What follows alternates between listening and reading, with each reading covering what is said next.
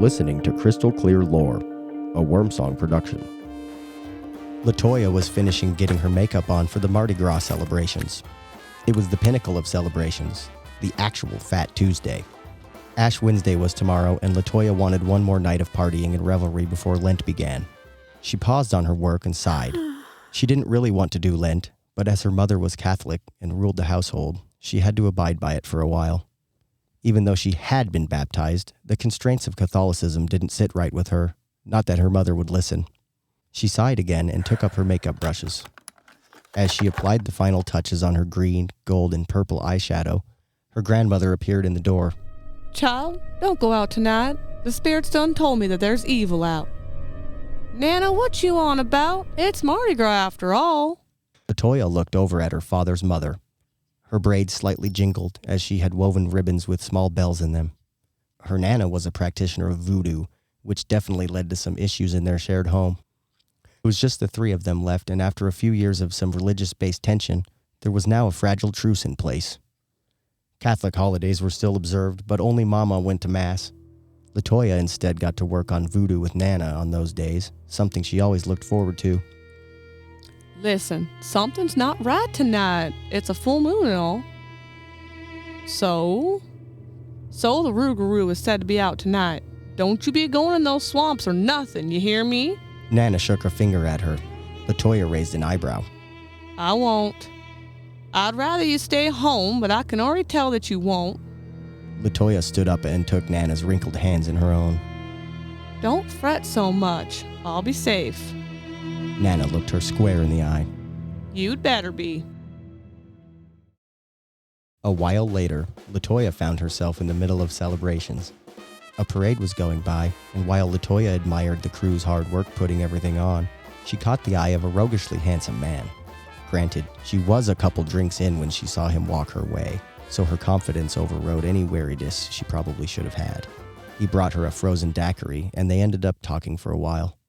He introduced himself as Evan, and LaToya felt like they were really hitting it off. Both of them had wanted to relax and cut loose one last time before Lent. She found out that he was also brought up Catholic, but tended toward more agnostic beliefs nowadays. After the daiquiris were finished, Evan ended up inviting her to an after-party. The night was still a bit young, so she agreed. The streets were packed, which led them to end up walking instead of attempting to drive through the chaos. She was so invested in their conversation, she barely paid attention to where they were going.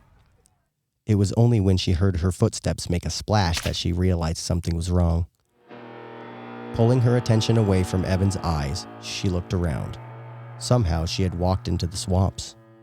Nana's warning rang in her ears as she looked around, slightly panicked.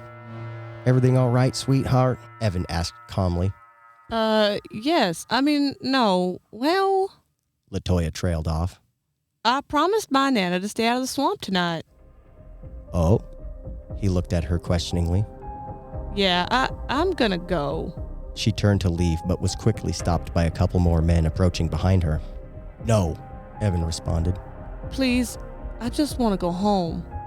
"You will, but first join us in our dance." Evan grabbed her wrist and began to pull her along. LaToya followed along, with the other two men shadowing her. They shortly came to a dry patch in the swamp, just large enough to host a small dance circle. As well as the three men that accompanied her, LaToya saw a couple of women as well. "Evan, you find a suitable host?" One of the women called over, waving. Evan pulled LaToya up in front of him. "I think so, Monique. I bet she'll work just fine." The women squealed and grabbed LaToya. They began walking around her, examining her. "Oh, sweetie, if you survive this, you're gonna fit right in, I bet. You look strong and healthy. You should be fine." Monique prattled on. Fine for what?" The other woman tisked. "Evan didn't tell you?" She shot him a glare. Evan shrugged. "Oh, come on, Devin. What was I gonna do? Ask her to become a Rougarou like us? Possibly for one of us?" LaToya swallowed. You're Rougarou?" Devin smiled and brushed back some of LaToya's hair. "It's not as bad as it sounds, sweetie. You see, we all gather up on the full moon and try to see if any of us can end our curse. Sometimes we don't get anyone to come with us. And out of the ones that have, well, they died." LaToya finished. Monique shrugged. They weren't all there, you know. Some were drug users, others weren't mentally well. We thought that if the legend was true, we'd try it with some people that wouldn't necessarily be missed. But that didn't work, Evan supplied. They all died, so we came to the decision to find someone that was better, healthier. Then maybe we could transfer the curse on. One of the other men spoke up. Dépêche-toi, Yvonne. On ne veut pas perdre la lune. Oui, Jacques. Evan turned back to the ladies. Come on, we'd better start. Monique and Devin pulled Latoya to the center of the circle and began trying to remove her clothes. Stop. What are you doing? Oh, think nothing of it, darling. Monique replied. Nudity works best for this. Mm-hmm. Devin agreed. Otherwise, you'll just be broke from buying new clothes all the time. I can do it then. Latoya resignedly started removing her clothing. Seeing her compliance, Devin and Monique joined the circle and also began removing their clothes. Shivering, literally naked and afraid, Latoya stood, looking for anyone to save her, to stop this, but no one was coming. After the Rougarou were all nude, Jacques began a complicated step. The others joined in and everyone started moving to their right. Latoya glanced around, trying to cover herself as much as possible while these 5 monsters danced around her. She blinked a few times as she watched. They weren't human anymore. Before her eyes, the dancers started morphing, becoming human-wolf hybrids. She watched their features shift, and their heads became that of canines. Their bodies elongated and emaciated while they began to grow claws out of their feet and hands. Latoya swallowed.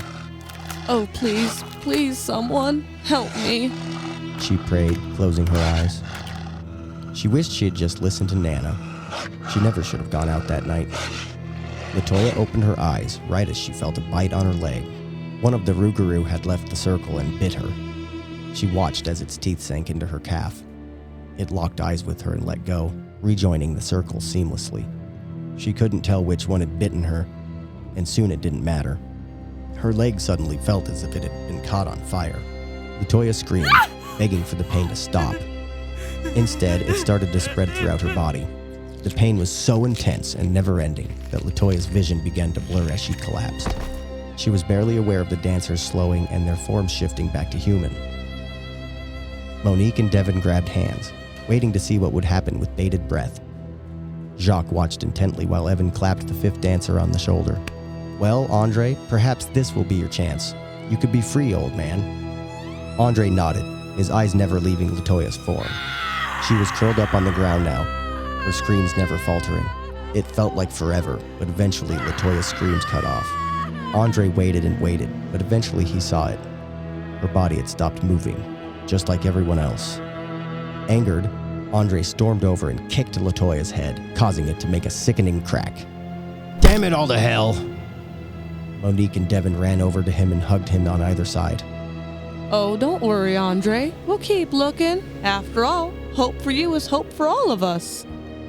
Andre hugged the girl's back, tears in his eyes. He stared at the moon and released a mournful howl. The next day, police found Latoya's body wrapped up in a sheet and placed outside their station. Officially, her cause of death was determined to be her broken neck, and it was ruled an accident. But down the road, in Latoya's old room, an old woman sat on her bed. She prayed to the Loa to carry her grandbaby spirit onto the next life, while she prepared to place 13 small VVs at the front door, just in case.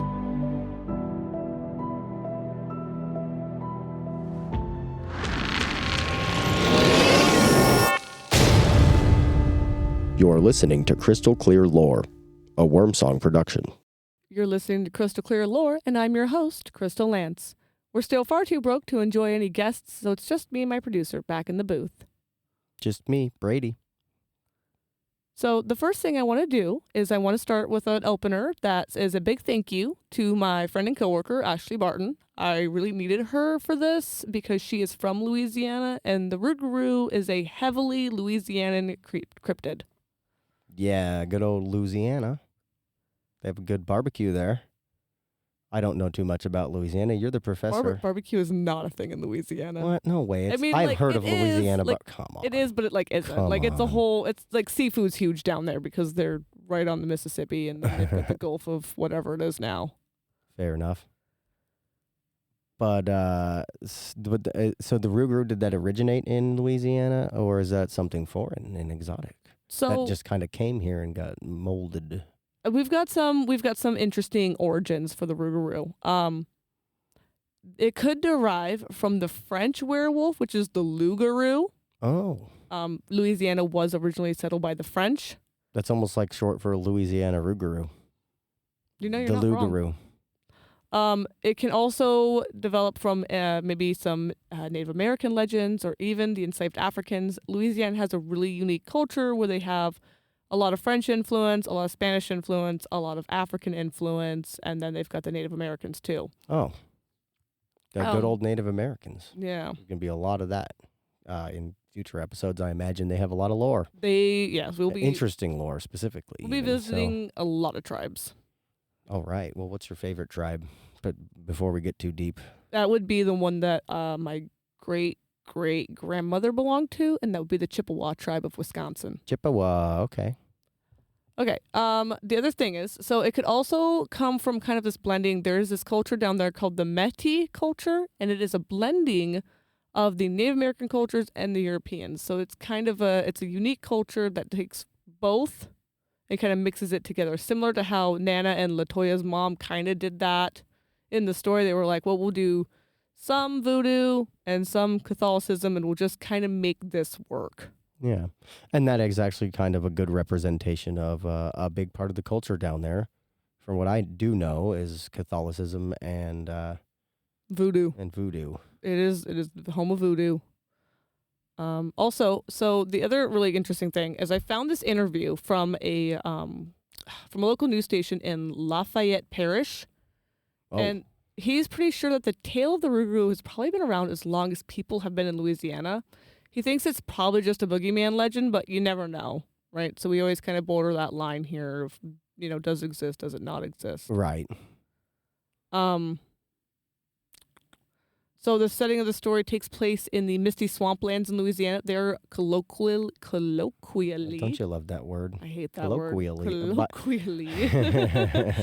Known as the Bottoms. And they are, I would say they're kind of werewolfish, right? But Okay. so the appearance is usually like they have the head of a wolf or a dog, and then the body of a man. And sometimes it's like a fully furry werewolf, just completely fur. Sometimes the fur is in patches. Sometimes it's some weird screwed up hybrid creature. But most of the time in any depiction I found, they were very emaciated. Very, very skinny looking. Yeah, just starving. Yeah. They always looked like they were just starving to death. And knowing what I know a bit about the Rougarou, it's a bit ironic.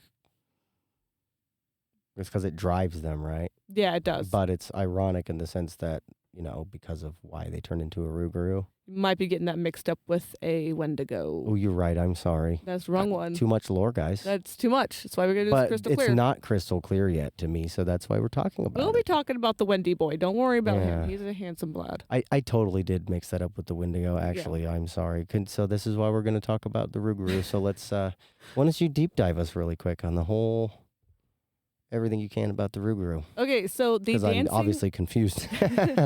The reason I had them dancing in a circle actually comes from a strange little placard at Marie Laveau's House of Voodoo. Oh. There is an exhibit about the Rougarou, but it is more like a weregator than a werewolf. It calls the Rougarou a cross between a French werewolf, an African vampire, and a voodoo zombie. The House of Voodoo claims that it can steal your soul with its eyes. Throwing salt on it will make it combust. And the big one, that every St. John's Eve, which is June 23rd, for all my non-Catholics out there, all Rougarous get together in the swamp and dance in the moonlight. I took a little bit of creative liberty on when the dance hit because I figured if I scheduled it around Mardi Gras, we would all kind of know what time of year that is. It's always like late January, early February. Okay. And it's not too stinking hot. So it's a down there. nice, very much like it sounds very pagan in the whole, like the cyclical aspect. That's a very common thread. Well, I noticed in any kind of pagan stuff is there's always some kind of a cyclical aspect. I mean, that's any religion. I guess so, but not quite always. I don't mean it in a religious segment. Like pagan is always have a lot of lore That's true. Religion has its own lore, but this is like as far as like a different. How do I put this? Creatures, I guess, or living things. Yeah. There is always something like that's some cyclical anyway Well, it's interesting that I've noticed. you bring that up because actually, our boy the Rougarou is apparently a Roman Catholic. Oh, that's hilarious. I completely misjudged that. Yeah. It just seems kind of more of a pagan kind of cryptid, I guess, because I guess I really don't know. Just maybe the ceremony kind of feel. No, that's fair. And the cyclical feel to it, like that's interesting, because that's more kind of like fingerprinted of more down to earth legends. Yeah. No, normally I will. would agree with you, especially the dancing in the circle. That's very paganish. Yeah. But yeah, apparently he is a Roman Catholic because, Of course, that makes sense being from in kind of Louisiana, that kind of area. well, and his main purpose apparently is if you are, going up to Lent, right? So this is why it's said during Mardi Gras. If it's during Lent, which is that 40 days of fasting or going without like a vice or whatever, right? For Easter, you always hear people say, oh, I'm going to give up, booze for Lent. I'm going to give up whatever for Lent. It's 40 days of going without that. If you are a baptized Roman Catholic and you say you're going to give something up for Lent and then you don't go through it all 40 days, apparently he is an enforcer and he will come for you. That's kind of cool. So reminds me of a hellhound. Sorry. Yeah, definitely. I like that kind of thing. So one of the reasons I wanted to make sure in the story that, LaToya did die, sorry for anyone that was like super upset about LaToya dying, was because it wasn't during Lent. Yes, she was a Catholic. Yes, she was baptized. Yes, she was going to participate in Lent, but it wasn't Lent yet. Literally, if that full moon had been like 2-3 days later, I'm sure Andre's curse would have been passed on and LaToya would be alive right now. Oh, okay. Very interesting. Yeah. And it needed to be a full moon because the Rougarou only really comes to towns during full moons and Halloween. Oh. That's it. Okay. And Halloween has its own special thing. Yeah, well, this cryptid has almost like a special feel to it. It definitely in a way, does. doesn't it? Yeah. Maybe it's just me, but the Halloween full moon, like I said, it almost led me to believe it's pagan, but it's got this vibe to it, this whole story, the whole thing. It's almost romantic, kind of. I don't know. I'm concerned why you think they're romantic after what you just read. Just the vibe, the atmosphere about it all, I guess. No. Not I don't mean in the traditional like romantic as in like. Do you mean like the love literally story. romantic thing where it's like the romantic times or? How do I describe it? I guess more like that. Okay. There's an allure to it that's different than other cryptid stories. Let's put it that way. That's It's almost fair. like a little sexiness, but Well, not in a horny way. I wouldn't consider the Rougarou. I I don't know what it is. I would consider the Rougarou a cryptid, kind of. I would also categorize it as literally a part of a werewolf culture. He is just a certain like subspecies of werewolf. And like the werewolf, so the curse does get transferred via biting. Mm-hmm. But an interesting fact I found, as if you get bit, you cannot transfer that curse for the first 101 days after you've been bitten. Very interesting, but it kind of gives you time to acclimate. Yeah, you got 3.5 months before you can even transfer it. And that's only if during that 3.5 months that, if Lent is in that 3.5 months, you're out of luck for another year. Oh yeah, so that it could get delayed even further. Throat's dry. Can you cut that? I can, but this is going to be really annoying that I have to now, so Sorry. I don't know what to do about it. I think Southwest Airlines might just be a Rougarou. At this rate, I wouldn't be shocked. Yeah. The other thing is, so I have it kind of left in the air of how old the Rougarou are, and I did that on purpose. The only one that I think anyone who is like really familiar with the Rougarou might be able to ping down as like an older person would be Jacques, since he's French. But even then, he could just be like a French tourist they grabbed. Who knows? The reason for that is there is like no consensus on how this creature ages at all. They could age human years, and then it just dies, or it could age really slowly like vampires and werewolves normally do. Mm. It's never part of the stories, really. It's never like a key factor.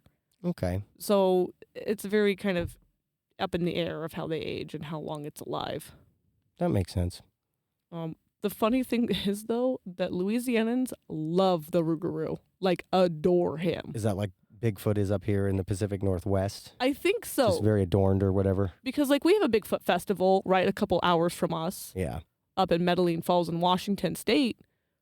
They have a Rougarou Fest in the town of, I'm hoping I'm saying this right, I looked it up, but it's a Huma, I think.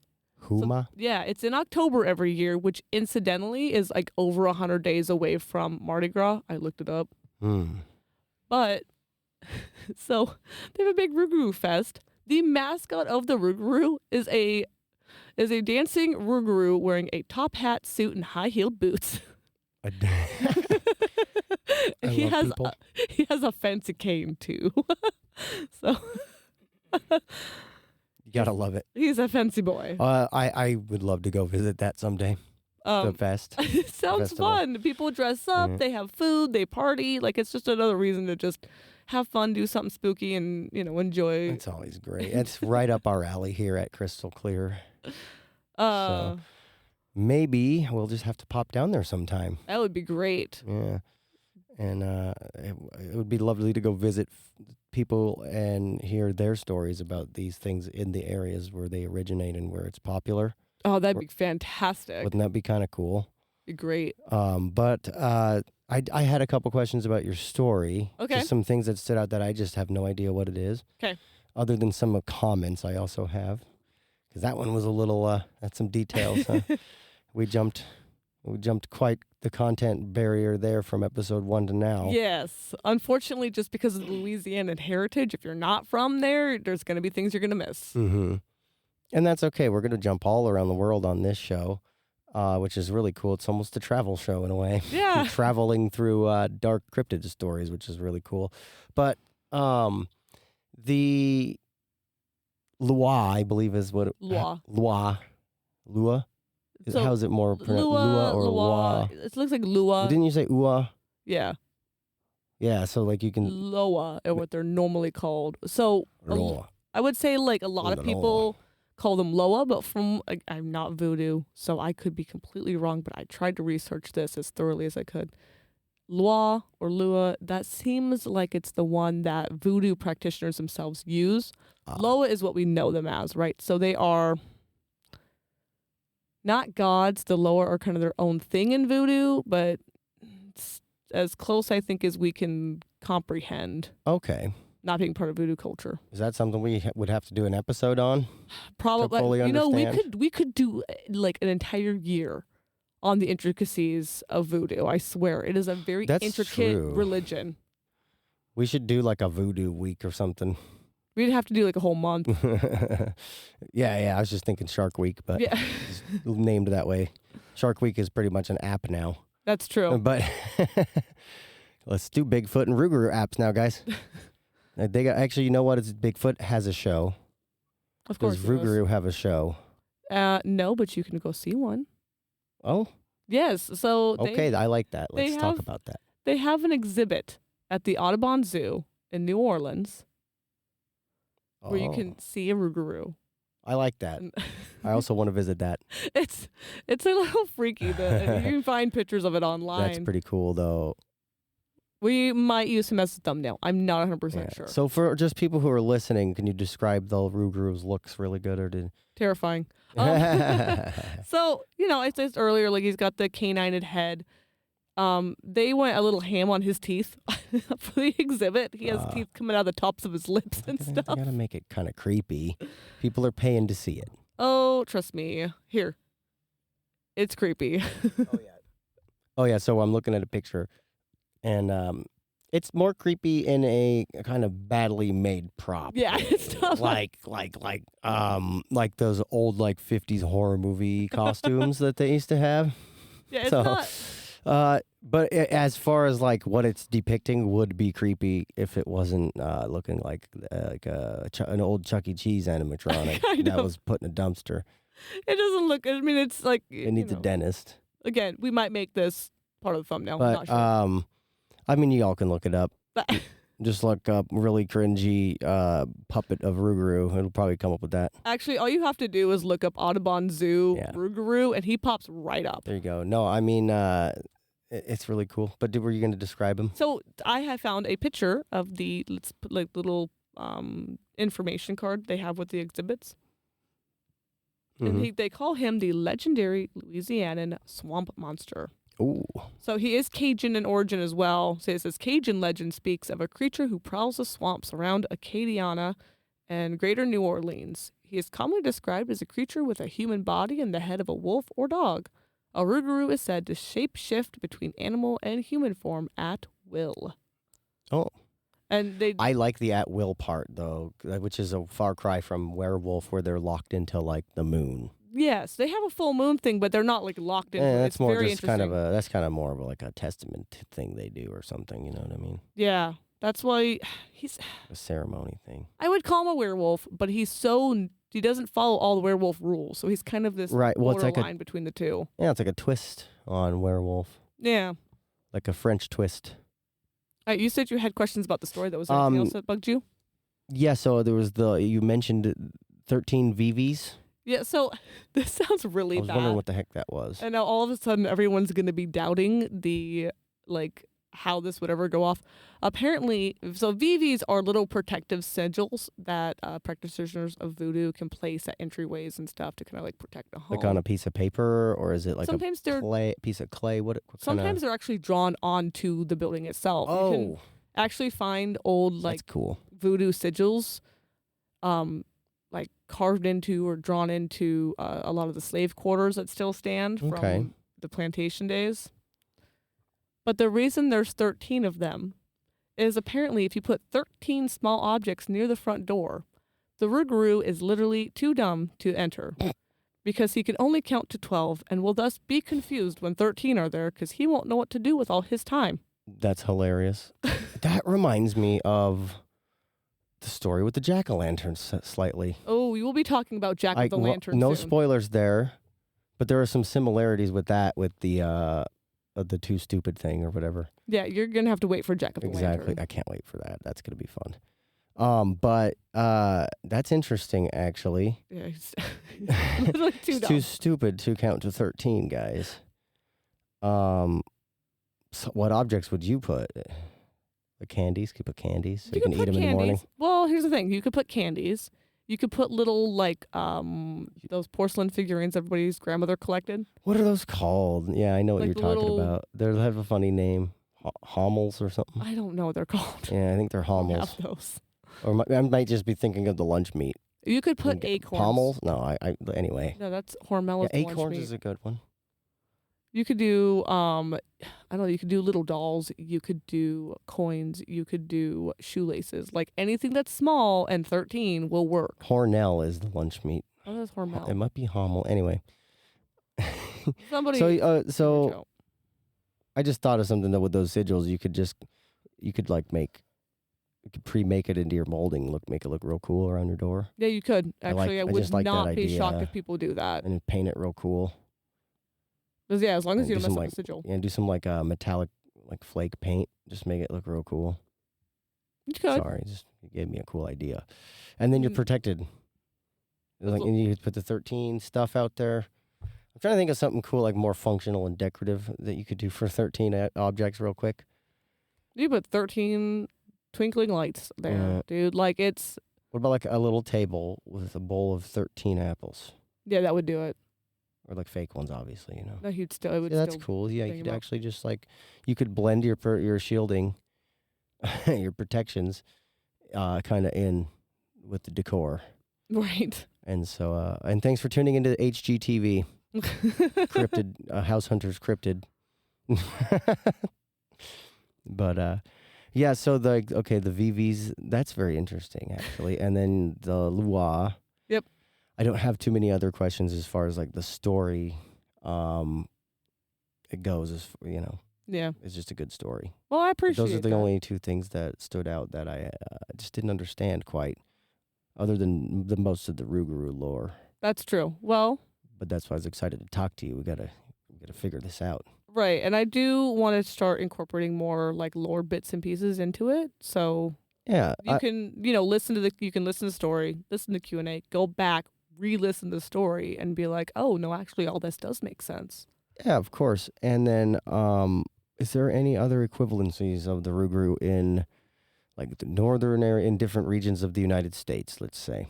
Not in the United States that I could find. He is It's a only in pretty- Louisiana. Oh, okay, pretty static. Yeah, sometimes he blends into Texas, but like Louisiana's like no, Because I this can is ours. totally see like back to last week's episode, like an Appalachian version coming out. Is there anything close? Appalachia's got a lot of cryptids. Okay. There's things that I forgot existed in Appalachia, and when I started looking into all the different cryptids, I went, oh yeah, I forgot about you. Oh God, look at you. Man, these are all in Appalachia. We're gonna be there a lot. Heck yeah. Like I said, we're gonna jump around geographically. It's gonna be fun. Oh yeah. So is there any like movies about the Rougarou that you know of? Any multimedia? I couldn't find too Any much. folk songs? The banjo? I think the problem is when you do the Rougarou, it's just easier to do a werewolf. I totally get it. And that's just more of a Hollywood, kinda like a true. sensationalized. It's more of a romanticized. It's more of a popular cryptid. Is a werewolf a cryptid?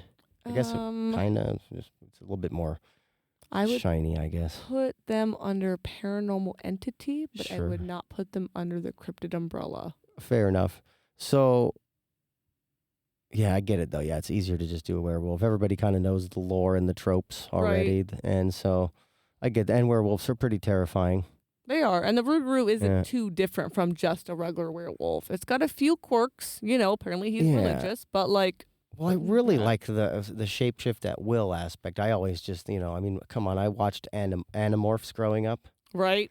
and that would just always be cool to be able to just change form like that. And so I think Rougarou has one going on vampires, or not vampires, on werewolves, because vampires could in some lore turn into bats and stuff like that. But There are depictions of, werewolves that can turn at will, so we Oh. could call them Rougarou technically. you could say it's kind of in that category, Well, the one but that it comes doesn't have the twists. the one that comes to mind is Underworld from like forever ago. Mm. There's like a whole plot point about how I think it's Lucian. I haven't watched these movies in literal years. Mm. Is like the first werewolf born to werewolves that can shapeshift between his human form and his werewolf form. Like it's the first one, and it's like a big deal. Yeah, I mean, like in werewolf lore, in werewolf world, that would be a big deal for sure. Yeah. Because I mean, it'd suck waiting for the moon if you like being a werewolf. That's actually one thing about. I'll digress slightly here, but one thing I always didn't like about werewolf stories is that, like I said, that moon limitation. That's fair. But It's just kind of annoying. I would say the traditional werewolf can only 'Cause transform well- against their will on the full moon. Yeah, well, just they always frame it like people don't want to be a werewolf, but I think it would be pretty cool to be a werewolf. I think Maybe I'm the butthole. I think the reason that the werewolf curse is so dreaded is because you do have that, every full moon you change no matter what type of stuff. Like, being human has that, God, there's so many. That's like a majority of them, right? Even the old black and white films, it was like, oh, full moon, you turn no matter what. Yeah. And that can be really dangerous because if you're like a family man, it's a full moon, you turn, guess what? You just killed your family. Yeah, and if that's a good drama, that makes good drama. That's true. It's a good story for drama and stuff like that. But it's just a trope too. It is. Just like every story kind of gets its tropes. So I want to see more Rougarou tropes because let's make a Rougarou movie, guys. Do a Rougarou I movie. think that would be cool, actually. Watch, someone will email in and be like, Please. actually, there is a B-list Rougarou movie Oh, that well, I will hey. definitely go watch and absolutely give you a review on because I will. Oh, please do. It would actually be lovely because we're here to learn too. Yeah, the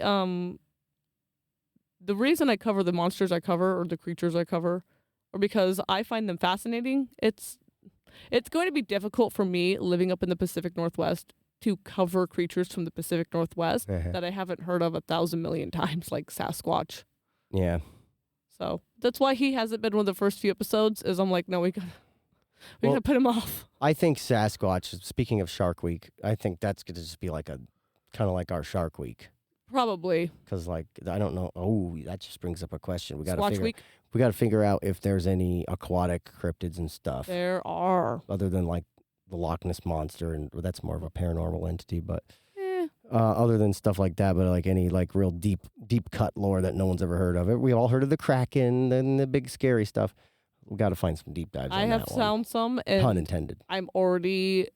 So I've that's awesome. I've been checking out books from my local library about cryptids, and they talk about multiple types of cryptids from multiple areas in the U.S. Some of them are aquatic, some of them are land based. We got to figure out in our journey to research these things.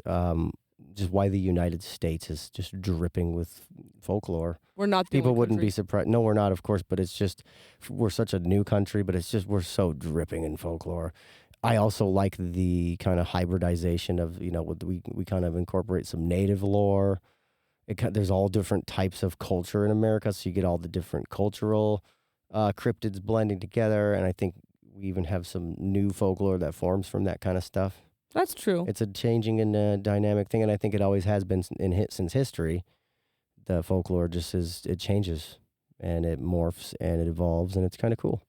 And there's actually, there's got to be similarities between like the most recent folklore we can find and the most ancient folklore you can find. There's got to be some similarities in just like why it was written and the general like idea of it. You know what I mean? Right. So I'm excited to learn that kind of stuff, and I'm hoping we can bring you listeners with us on that, because all we want to do is make things crystal clear. That's true. And just to make things extra crystal clear, I didn't want to interrupt Brady, but the country as a constitutional democratic republic is young, right? We're not even at our 250th year. Yes. It's not like natives didn't live here for thousands of years. Fair. And have all their creatures that they definitely didn't help incorporate into our mixed up melting pot of a mess that is American culture. Yeah. No, I didn't mean to. Yeah, I didn't mean that. I meant like America as a people, as a democratic republic, As like a you said. yeah. The government of America. Yeah, but like, oh man, the folklore goes back so long, even just in this geography. Well, which is cool. Next episode, we are leaving America. I'm not telling you where we're traveling to, but we will be leaving the States and going somewhere else for a change. We're going abroad. So. This is our Euro vacation, possibly, or even, we don't know. Actually, you know what's fun is we're traveling through time and space. I just realized, because we're going to be, some folklore was made however long ago, and some folklore is newer. That's true. And that's what I love about this. It's just such a broad thing humans have come up with. And we all love stories, and these are just a little creepy. Yeah. And who doesn't love a little creepy? So, I'm going to do a quick summary here of the Rougarou. He is a werewolf, but he turns when he wants to, not based on the full moon. Stay out of the swamps in Louisiana, and you probably won't probably won't see him. If you are Catholic, make sure you follow Lent, or you will be at risk of getting attacked. Mm-hmm. Let's see. And the last thing we did not cover, if you see a Rougarou, you need to burn it or cut off its head in order to kill it. You want some more preventative measures, put 13 small objects near your front door, because, hey, it can't count to 13. It's literally too dumb. We probably should have put that cutting off the head part in the story. It seems a little bit important. Like, what if people are listening and they get attacked by a Rougarou and we never even told them? They over here listening to us ramble now. They already heard the story and they don't know how to kill the Rougarou yet. That's, fair point. But I wanted to give the Rougarou a bit more of a chance. I'm going to kind of always flip a coin when I write my stories to whether or not the human kind of protagonist lives or dies. So fair enough. I like that. It'll keep me guessing. It'll keep you guessing. Well, sometimes the cryptid may even die. You guys won't know unless you keep listening every week to our lovely stories written by Crystal here. Well, and thank you very much. So I'm going to just wrap up this episode. As always, if you have questions, comments, concerns, joke of the week, have any suggestions that you want us to cover, please reach out to us at wormsongmedia@gmail. That is WYRMSONGMEDIA@gmail. This was Crystal Clear Lore, and I hope now that the Rougarou is a little bit more crystal clear. Follow us on Threads and Insta at Wormsong Media. That's WYRMSONG Media. Want to reach out to us? Email us at wormsongmedia@gmail. Again, that's WYRMSONGMEDIA@gmail.